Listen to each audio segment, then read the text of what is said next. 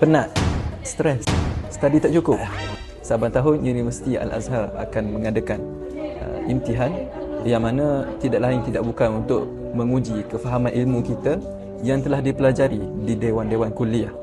Sudah pasti ada di antara kita ataupun sahabat handai kita yang merasakan kehangatan, kepenatan dan juga ketakutan untuk menjalani fasa ini.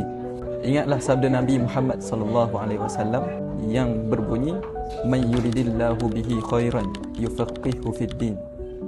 Yang bermaksud barang siapa yang dikehendaki oleh Allah Subhanahu wa taala akan kebaikan kepadanya, maka Allah Taala akan memberikan kefahaman agama kepadanya.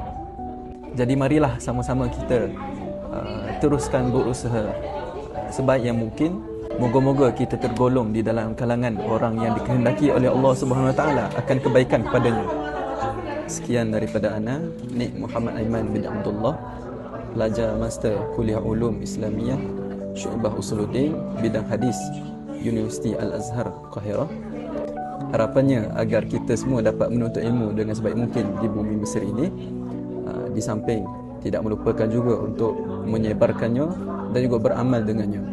Akhir kalam, bitaufiq wan najah kepada semua. Habis imtihan boleh sambung master, insya-Allah. Assalamualaikum warahmatullahi wabarakatuh.